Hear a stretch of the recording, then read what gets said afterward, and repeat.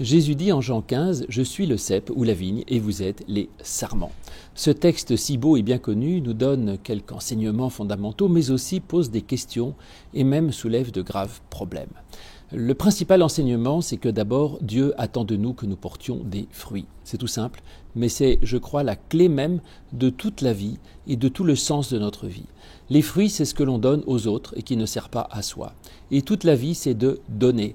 Et tout le sens de notre vie, c'est de savoir ce que nous donnons aux autres et ce que nous pouvons donner de nous-mêmes pour les autres. Celui qui sait donner donne un sens à sa vie et peut toujours et jusqu'au dernier moment trouver quelque chose qui vraiment, non seulement fasse du bien au monde, mais en plus le remplisse de vie et de joie.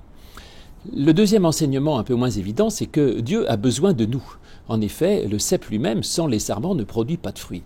Alors là, c'est une petite affirmation théologique qui dit que donc Dieu n'est pas une sorte d'acteur tout-puissant dans le monde, mais que Dieu a besoin de nous pour être ses messagers et ses ouvriers dans le monde, pour que nous portions les fruits qu'il veut porter au monde. Il ne s'agit donc pas de demander tout et n'importe quoi au bon Dieu, mais de demander que nous soyons en mesure d'accomplir sa volonté avec son aide et en étant en lui. Et enfin, dernier enseignement, c'est que apparemment, si Dieu est le vigneron et que le Christ est le cep, eh bien le vigneron n'est pas le cep et le cep n'est pas le vigneron. Donc Jésus-Christ n'est pas Dieu. Il est d'une nature différente. Jésus est l'intermédiaire qui permet à nous-mêmes, les hommes, de bénéficier de la puissance de Dieu. Ensuite, ce texte pose des questions. La première question, c'est pourquoi Jésus dit-il « Je suis la vraie vigne » et pas simplement « Je suis la vigne ». Quelle serait la fausse vigne ? Il y a deux réponses à cela. La première, ce serait de dire que, en fait, la vigne biologique que nous voyons n'est pas la véritable. Ce qui est vrai, ce n'est pas le biologique, mais c'est le spirituel. De même, notre vraie vie à nous n'est pas notre vie animale ou biologique, mais c'est notre vie intérieure et spirituelle. De même que Jésus est l'homme véritable, c'est-à-dire celui qui est voulu par Dieu. Parce qu'en effet, on peut aussi l'entendre comme ça, la vigne dans l'Ancien Testament, c'est l'humanité. Et si Jésus est la vraie vigne, c'est qu'il est l'homme véritable tel qu'il est voulu par Dieu et que nous ne sommes que de pâles imitations de ce que Dieu a en tête quand il crée l'homme. Après, ce texte pose de graves problèmes, en particulier cette question des sarments qui ne produisent pas de fruits, qui sont coupés et jetés au feu.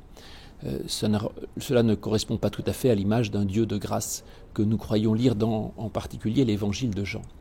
On peut l'entendre soit non pas comme une punition de Dieu, mais comme une conséquence, une mise en garde, en disant, vous savez, vous devez donner du fruit, mais si vous ne donnez pas de fruit, eh bien, vous crèverez desséchés.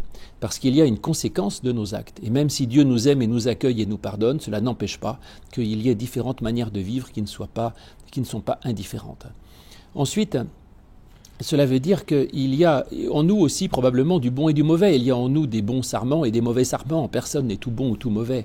Et peut-être est-ce là une indication que Dieu lui-même ne tient pas compte des sarments stériles qui sont en nous, mais ne garde en mémoire pour les sauver que les sarments qui produisent des bons fruits. Donc Dieu ne garde en nous que ce qui produit de l'amour. Et nous invite certainement à faire de même. C'est ce qu'il appelle émonder, c'est-à-dire laisser de la place pour que ce qui produit du fruit en produise encore mieux. Et nous sommes invités à faire un travail de purification de notre être pour arriver à le recentrer sur ce qui est essentiel. Et ce travail qui consiste à émonder, à purifier, le texte nous dit qu'il est fait par la parole elle-même. Donc ce n'est pas Dieu qui nous coupe ou nous envoie des épreuves, mais c'est la confrontation avec cette parole de Dieu qui nous purifie et qui nous permet de nous recentrer sur l'essentiel.